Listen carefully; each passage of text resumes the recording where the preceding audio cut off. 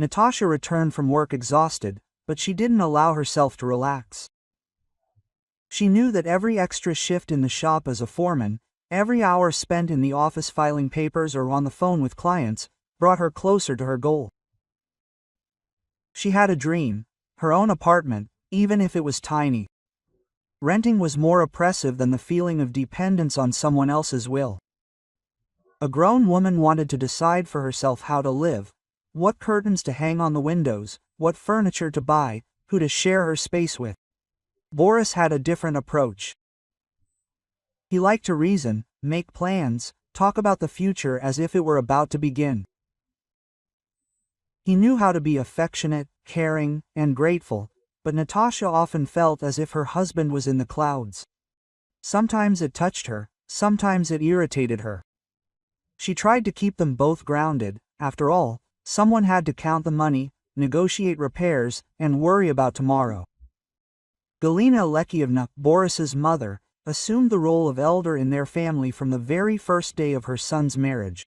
Therefore, Natasha had to endure long monologues about how a wife must create a cozy atmosphere, take care of her husband, protect the family budget, and certainly think about the future child. Lira Ivanovna, Natasha's mother, was a woman of a different kind. She didn't like unnecessary words and knew how to stop anyone who indulged in unnecessary ones. Lira Ivanovna didn't interfere in the young family's life unless necessary, but her presence was felt. It gave Natasha inner confidence. Galina Alexievna didn't lament her son's unlucky situation. In her imagination, she envisioned a completely different candidate, Vlasta, the daughter of her boss.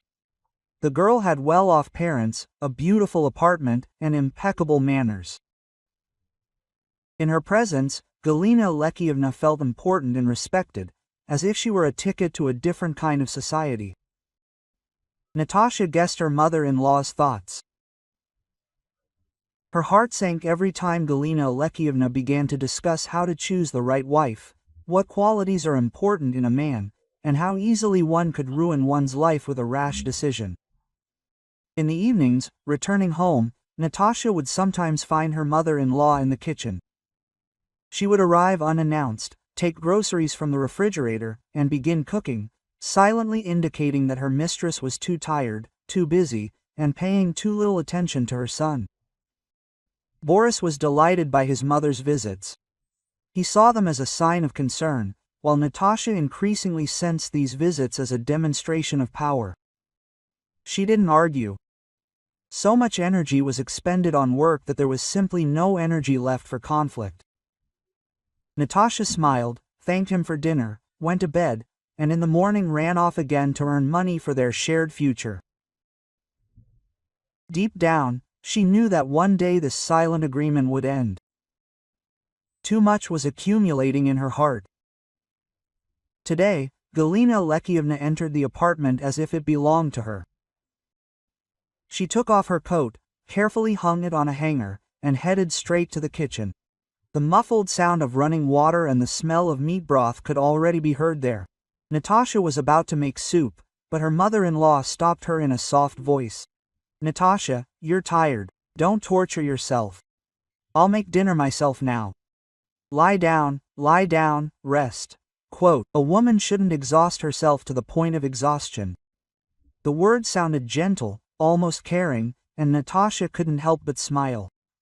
It seemed there was so much concern in them that there was no point in refusing. She thanked him and went into her room. A heavy fatigue was pulling her towards sleep. Natasha thought she'd just sleep for half an hour.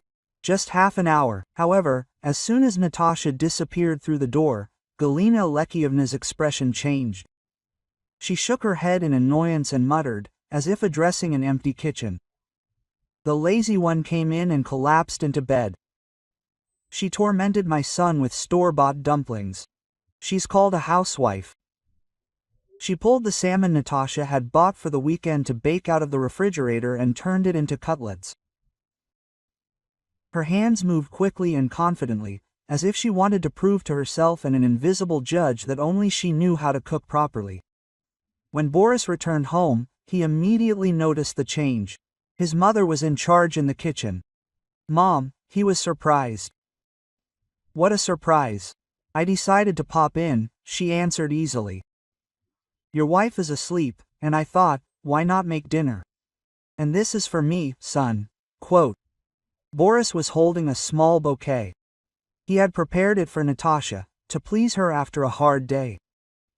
But her mother's gaze was insistent, expecting an answer. Boris was at a loss. Telling the truth would mean offending, refusing, as if being rude. He hesitated for a moment, feeling awkward, and then, as if unable to find another option, handed the flowers to his mother. Yes, he breathed. These are for you. Galina Alexievna smiled and carefully placed the flowers in a vase. Her gestures were solemn, as if accepting a token of respect. That's how it should be, son, she said, straightening the petals. A mother should feel appreciated. She turned her gaze to Boris and continued, with a different intonation, your wife, of course, is sleeping like a log. She apparently thinks that earning money is enough, and her husband can eat dry food. Look, I made some fish cutlets and fried some potatoes. At least you can eat something hot like a human being.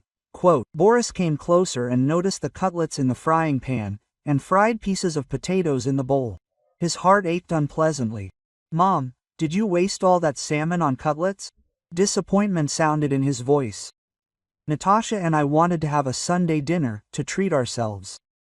This fish costs a lot of money. Galina Alexievna jerked her head up. What am I cooking here? Your wife is asleep, and you're even making a comment. I wish I could at least say thank you. Quote. Boris looked around the kitchen. A mountain of dirty dishes was piled up in the sink. The table was splattered with sauce. Drops of fat spread across the stove. Everything looked as if the kitchen had weathered a storm. It was always different with Natasha. Even while cooking, the table remained tidy. Knives lay on the cutting board, pots neatly covered with lids. Boris suddenly felt a keen sense of how different his wife's calm lifestyle was from his mother's hectic household. Mom, why scatter everything like that? He said, trying to contain his irritation. Natasha's place is always clean. I see you tried, but now there's nothing but chaos here. Galina Alexievna's face turned red. She abruptly put the spatula down on the table and flushed. Quote. So that's how it is. I'm trying to feed you, and yet they tell me what to do. What ingratitude. Your wife is no homemaker, and you know it, but I at least try to support you. She just wants to save money, and she doesn't think about her family. The first hint of hysteria was in her voice. Boris fell silent, feeling the air in the kitchen become heavy and thick, as if from smoke. He understood that any word he said could turn into a spark, and the argument would explode completely. Galina Alexievna saw that her son was holding back his displeasure, and this irritated her. She abruptly changed the subject, as if there had been no reproaches addressed to Natasha. Quote. Better tell me what's going on with your dacha. I'm still waiting for you to decide what to do with it. The land is idle, the beds are empty. Completely, not a business-like attitude. Boris was surprised. Mom, we sold the dacha a few days ago. Didn't Natasha tell you? Quote. Galina Alexievna raised her eyebrows slightly, but a glimmer of satisfaction flickered in her eyes. She'd known about this before. She'd stumbled across the ad online by chance, then kept an eye on it until it disappeared. Now her suspicions have been confirmed. Sold? She drawled with feigned surprise. What news? And they didn't even tell me anything. So, you have money now. Well, then I won't be modest. Buy me a ticket to a sanatorium. I need rest more than you need entertainment. You can't buy health, after all. Boris sighed. Mom, we're not spending this money. We have a down payment on the mortgage ahead. We want our own place, do you understand? A place, Galina Alexievna mimicked him. You want to build your happiness on my ailing shoulders. By the way, I raised you alone, I didn't sleep at night. Do I really need that much? To have a proper rest once in my life, or is your wife against it? She's always greedy towards me. Boris frowned. Natasha has nothing to do with it. We both decided that every penny should go towards the apartment. Galina Alexievna abruptly pushed her plate away and sighed heavily, as if she was carrying an unbearable burden on her shoulders. A burden. So, it's all for her. All for her apartment. And I'm a burden to you. Okay, I'll remember. With these words, she got up from the table and went to wash her hands, loudly slamming the cabinet doors. That's how it happens. I raised my son, didn't sleep at night, and now there's no gratitude. He chose a wife for himself, not a housewife, not a helper. All work, work. What's the use of her pennies if there's no warmth in the house? My husband comes home, he should be well fed, happy. And my Baryusha has circles under his eyes, and he still washes her dishes.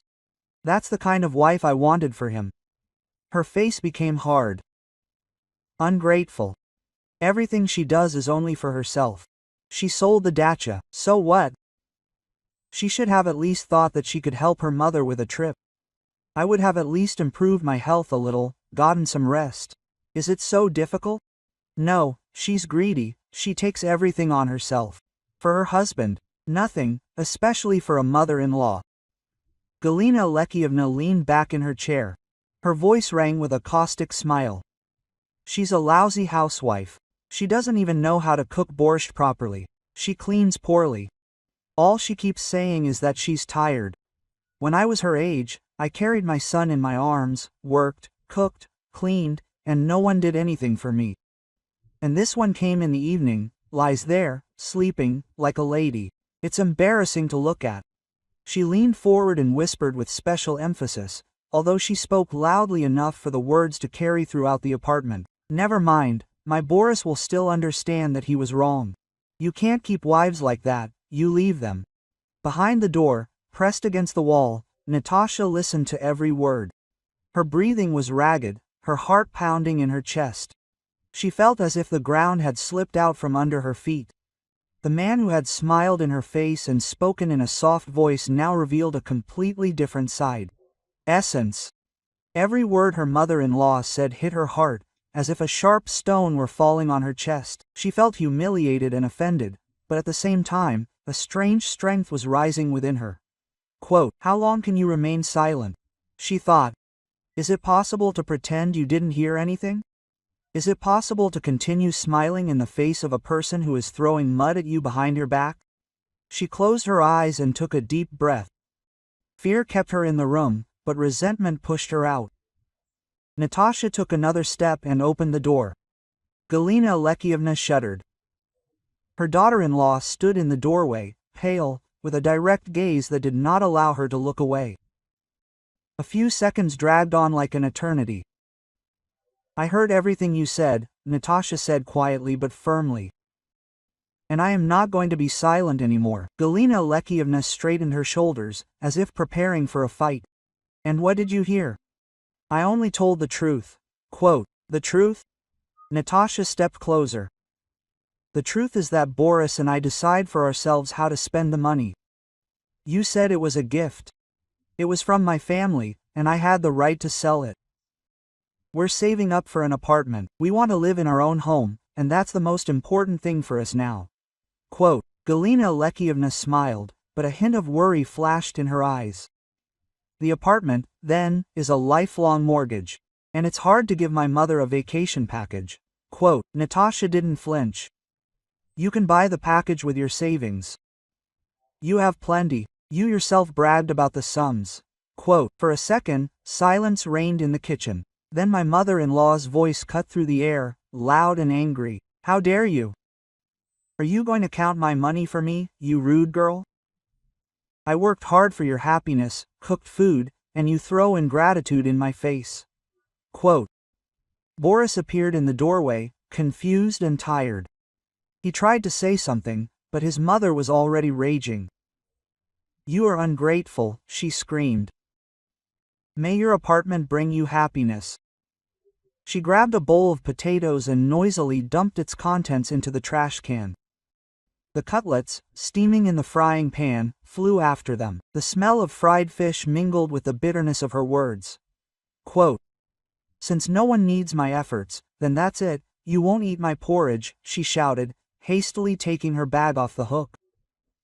Boris stepped forward. Quote, "Mom, calm down." "No, son," she interrupted, slamming the cabinet door so that the dishes clanged.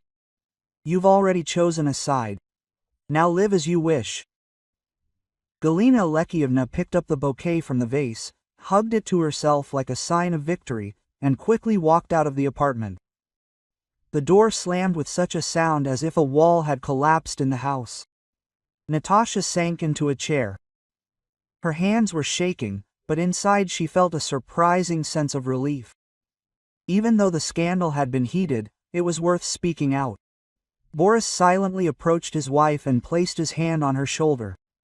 He couldn't find the words, but his gesture meant more than any words. The apartment was filled with silence, the smell of burnt oil, and the feeling that the old relationship with her mother would never return. Galina Alexievna carried her irritation for several days, like a coal that flared up with every movement. She was hurt by how Natasha had dared to look her in the eye. She recalled every phrase, and in these memories, her daughter-in-law's words sounded even sharper, even more brazen. One thought wouldn't leave her alone. They'd sold the dacha, but they hadn't bought her mother a vacation package. She picked up the phone and dialed Lira Ivanovna's number. She answered quickly. Her voice was dry, without any unnecessary greetings. Quote, "Lira Ivanovna," Galina Alexievna began, "I'll tell you this. You raised your daughter poorly. She's ungrateful, greedy, and has absolutely no respect for her elders. You sold the dacha, took the money, and didn't even think about me. By the way, Natasha, I raised my husband. Do I really need that much? Just a trip to a sanatorium." There was a pause on the other end of the line. Lira Ivanovna paused, as if considering each word, and then answered with cold clarity, "And I, Galina Alexievna, raised your son's wife. And speaking of debts, your Boris owes me no less than my Natasha owes you. And the dacha you're now mentioning was our family's, not yours." Galina Alexievna's head snapped up, even though her interlocutor couldn't see her. Blood pounded in her temples. Quote, "What do you think you're doing?" She almost shouted. "I'm a mother. I have the right to demand respect." "You can only demand what you deserve," Lira Ivanovna replied calmly.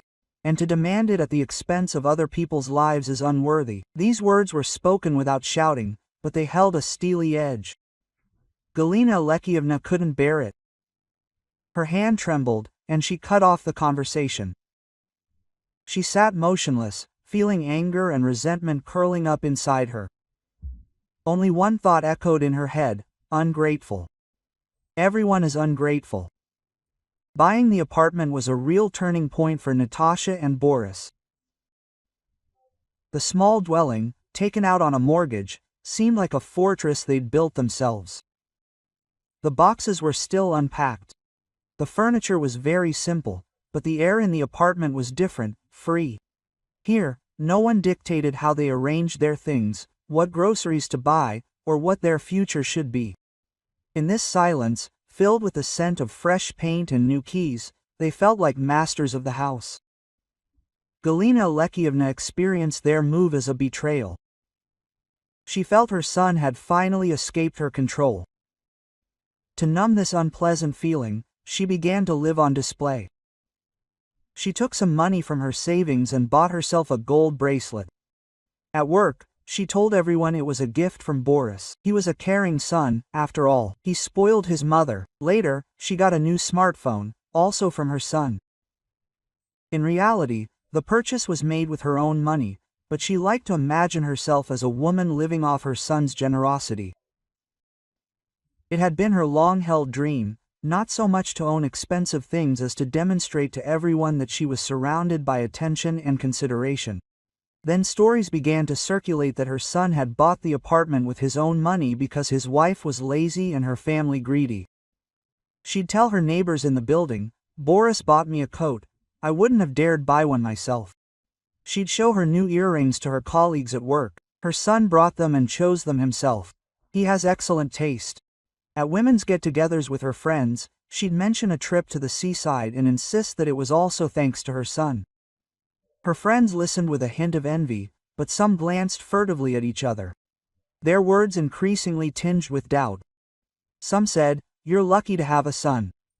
Others, "It's good to have someone to help." But deep down, everyone wondered if Boris was shouldering too much. He had a family, a mortgage, and a mother who needed new, expensive jewelry every month. Galina Alexievna sensed this, so she tried to brag even more. She bought one thing after another, each time attributing the purchase to her son. Her savings were dwindling. Half of what she'd saved was gone, but she couldn't stop. She kept wanting to show her friends and colleagues that her son was spoiling her, that she was supported, that she had plenty in her life. When she came across a flashy advertisement for a profitable investment, Galina Alexievna didn't hesitate for long. They promised her quick returns, higher interest rates than banks, and assured her everything was legitimate. She decided this was exactly what she'd been waiting for, to invest the rest of her savings and grow them. Then she could buy more jewelry, update her wardrobe, and once again show off to her friends, telling stories about her generous son. She didn't know it was a scam. A month later, the website disappeared, the phones weren't answered, and every penny of her money was gone. Galina Alexievna vacillated between anger and despair. The realization that it was all her fault was unbearable. She found it easier to think she'd been deceived than to admit to herself that she'd given in to greed and the desire to appear rich. At work, they quickly noticed the changes. No new gifts, no new clothes. Conversations about her generous son suddenly died down. At first, her colleagues whispered among themselves, then began asking direct questions. Overwhelmed by the loss of her money, unable to bear the tension, Galina Alexievna blurted out the truth. Quote, "All these jewelry, phones, trips, I bought them all myself," she confessed one day in a small group. "My son had nothing to do with it. I invested in something, thinking there would be a profit. But it was a scam. I lost everything." Her colleagues exchanged glances. Some remained silent, some sighed sympathetically, and some shook their heads. But the main point was already clear. Vanity and the desire to appear well off had driven her to ruin. Now even her closest co-workers looked at her differently. Not with envy, but with condemnation and pity. One day in the smoking room, one of her colleagues said bluntly, "You shouldn't have told everyone that your son buys you everything. Why lie?" Now people laugh. Galina Alexievna flushed, but there was no way to respond. The illusion of false prosperity crumbled like a house of cards.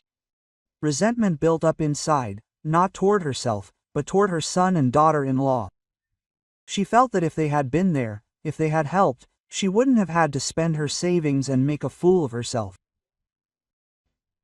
When the truth about her lost savings spread among her acquaintances, her friends began to avoid Galina Alexievna. Previously, they had listened to her stories about her son's gifts with mild envy and admiration. Now they spoke with forced smiles and cold glances. When she called, she increasingly heard the evasive, "Sorry, I'm busy." Their tea parties suddenly ceased. Her colleagues had changed too. Where she had once felt attention and even respect, now there was silent judgment. People exchanged glances when she entered a room, discussed things behind her back, and in her presence, they became tense and indifferent. Someone said outright, "How can you be so reckless? Spending money that would have been enough for a one-bedroom apartment just on a show of wealth. And meanwhile, her son is struggling with the mortgage." These words hit her like a whip. It became especially hard when someone she knew casually mentioned it. Besides, her son didn't buy her apartment himself. Natasha had sold her belongings, and that's how they scraped together the down payment. This phrase completely shattered the illusion she'd spent years building. Soon, the atmosphere at work became unbearable. She perceived even the silence of her colleagues as a death sentence. She decided to quit. In her new organization, Galina Alexievna tried to keep a low profile. She avoided talking about her family, didn't brag, and didn't show off her expensive purchases, although deep down she still burned with the desire to prove that her son was better than everyone else. Now she lived with a constant fear that someone would find out about her past, about the reckless spending that had ruined her savings and ruined her reputation. 5 years passed. Life in Natasha and Boris's new apartment gradually returned to normal. During this time, they had managed to make their nest, pay off part of the mortgage, and feel confident about the future. The apartment, which had once seemed empty and alien, now breathed their warmth. Photos from their trips hung on the walls, books stood on the shelves, and neatly folded things filled the closets. This space became a reflection of their efforts and patience. For Natasha, the highlight of these years was her pregnancy. Long awaited, desired, but also difficult. She endured the first months with difficulty, fatigue, weakness, constant anxiety. Boris was nearby, but work and care for the house remained on his shoulders, so Lyra Ivanovna spent most of her time with her daughter. Lyra Ivanovna never complained and tirelessly reminded them, "You must think about the baby, everything else can wait." She visited them almost every day, prepared food, ensured Natasha took her medications on time, didn't get up too quickly, and didn't make any unnecessary movements. When the doctors insisted on hospitalization, it was Lyra Ivanovna who sat by her daughter's bed, brought clean clothes, talked with the doctors, and wrote down recommendations so as not to miss anything. Boris was grateful to his mother-in-law in a way that seemed impossible to express. He saw how much effort she expended and understood that without her help, Natasha would have had a much harder time. He himself came to the hospital every evening after work, held his wife's hand, and whispered that everything would soon be okay. But it was Lyra Ivanovna who stayed by her side day and night, supporting and encouraging her. Natasha felt safe. Despite the worries and sleepless nights, she knew she had 2 reliable people by her side, a husband who would never betray her, and a mother who would always protect her. This feeling gave her strength. The birth was difficult. Natasha struggled with pain and fatigue for several hours. Only after the doctor's intervention was the baby born. When she heard her son's first cry, her heart filled with a happiness she had never known. Boris, standing next to her, cried with her. Lyra Ivanovna's discharge from the maternity hospital turned into a true celebration for the family. Lyra Ivanovna held a huge bouquet of flowers given to her by Boris, who expressed gratitude for everything she had done. Neighbors greeted them at the door of their apartment, congratulating them and smiling. "Now you have a real family." Galina Alexievna never visited them during this time and didn't come to the maternity hospital. Life with a baby was not easy, but Natasha and Boris coped together. Lyra Ivanovna continued to help. Her care became a natural part of the home. And Natasha knew this was what true support looked like. The family grew stronger. The trust and warmth between Natasha and Boris grew. They learned to negotiate, delegate responsibilities, and listen to each other. In difficult times, they leaned on each other's shoulders, and this feeling of security gave them the strength to move on. Natasha and Boris's apartment was alive with activity. Lovingly prepared dishes were laid out on the table, glasses clinked, and guests laughed and congratulated the young parents. Their little son slept in the next room, and everyone whispered how sweet and strong he was. A feeling of happiness hung in the air, a rare gift after long trials. Boris presented Lyra Ivanovna with a large bouquet of roses. He did so in front of everyone, openly expressing his gratitude. Quote, "Lyra Ivanovna, thank you for everything. You were there for me in my most difficult time, and without you, Natasha, it would have been much harder for me too." The mother-in-law looked embarrassed, but she smiled as she accepted the flowers. The guests hummed approvingly. Everyone knew how much she helped her daughter. At that moment, the door opened, and Galina Alexievna appeared on the threshold. She entered without a smile, as if everyone owed her. She carried neither a gift nor flowers. She sat down on an empty chair, barely glancing around, and said loudly, so that everyone could hear, "And I, as a grandmother, am entitled to a bouquet. Where is mine?" There was a pause in the room.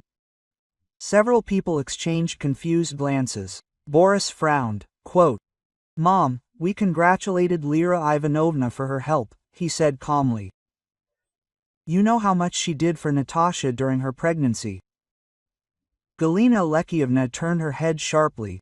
"So, she gets flowers, and I get nothing. I gave birth to and raised your son, and now I'm nobody here. You ungrateful people." The guests' voices died down. The cheerful hum of celebration vanished. Natasha turned pale. She wanted to sink through the floor.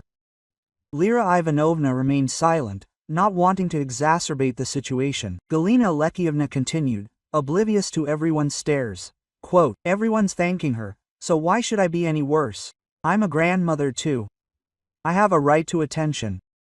A sharp edge rang in her voice, and her resentment quickly turned hysterical. She rose from the table and looked defiantly at her son and daughter-in-law. Quote, "I gave my whole life to Boris, and now it turns out that someone else's mother is more important to him than his own." The guests sat there, perplexed. Some cleared their throats awkwardly, others looked away. The festive mood had completely vanished. Boris approached his mother and quietly said, "Mom, please shut up. We arranged a holiday for our son, and not to listen to reproaches." Galina Alexievna flared up even more brightly. "Shut up. This means that they are shutting my mouth in my son's own house. This is what your wife is driving me to." Boris blushed, but restrained himself. He felt that the most important thing now was not to let the scandal ruin the holiday completely. Quote, "Enough, Mom," he said firmly. "You're wrong." She pursed her lips, sat back and stared into space. The party continued, but the atmosphere was no longer the same. The laughter died down, conversations became quiet. Everyone avoided looking at Galina Alexievna. Then the guests discussed how she had ruined the whole holiday. When the guests left and silence reigned in the apartment, Boris asked his mother to stay. Natasha silently carried the child into the room so as not to become a witness to the conversation. Galina Alexievna was sitting at the table with the look of an insulted victim. She was waiting for justifications, words of reconciliation, or at least an apology. Boris looked at her long and calmly, as if gathering his strength. Quote, "Mom," he finally said, "today I understood one thing. You will no longer be at family celebrations." The words fell heavily, like a stone in water. Galina Alexievna jumped up, her eyes flashing. "Ungrateful son," she said, grabbing her bag. "I did everything for you, and you do this to me." She left, slamming the door loudly. Her footsteps echoed for a long time in the entrance, as if the insult itself did not want to let go of the walls. Walking along Dark Street, Galina Alexievna repeated to herself, "Ungrateful. All ungrateful. I only wanted the best. My son is blinded by this woman. One day he will understand that he was wrong." In her thoughts there was not a doubt that she was to blame for anything.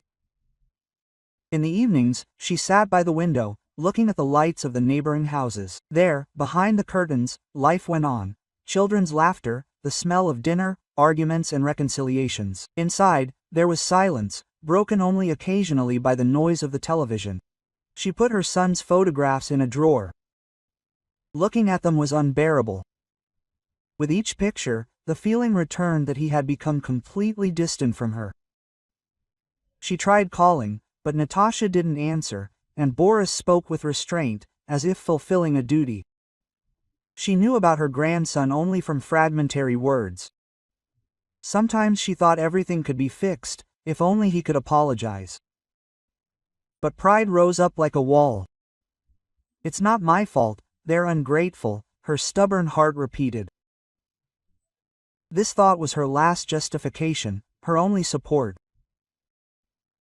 To fill the void, Galina Alexievna developed a strange habit. She told strangers stories about her son, on the minibus, in line at the pharmacy, at the market. She would suddenly mention how Boris had once bought her an apartment, given her a car, or paid for a vacation. No one checked her words, people nodded and forgot.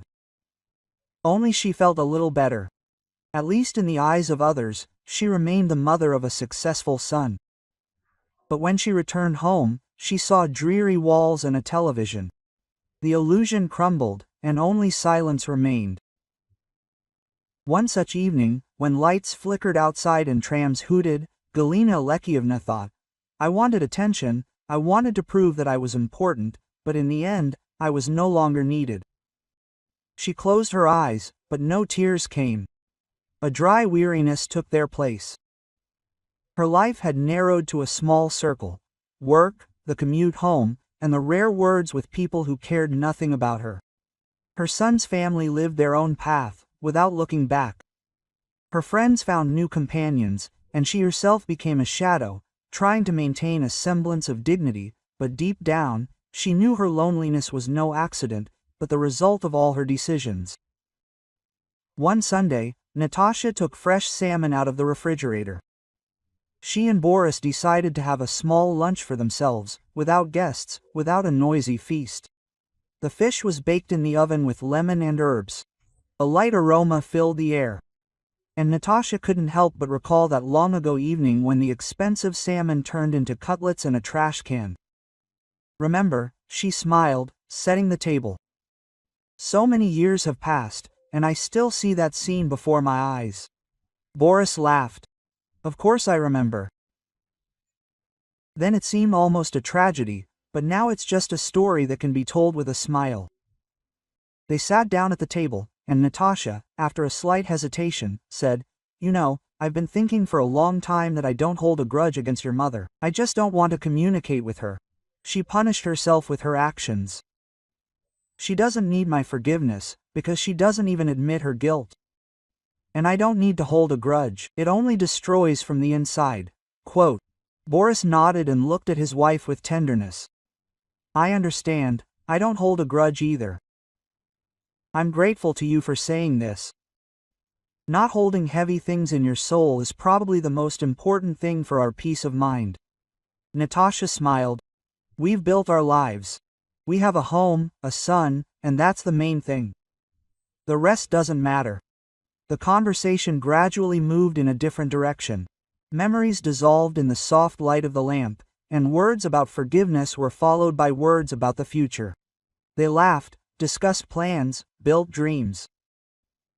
The atmosphere became increasingly lighter until a romantic mood filled the entire evening. The city was noisy outside the window, and in there the house was quiet and warm. The salmon on the plate was juicy and golden, and their hearts were filled with peace and a feeling that they had overcome everything. So what? Thank you for listening to the story. Sorry for any mistakes. Let me know in the comments what you think. If you liked it, subscribe to the channel.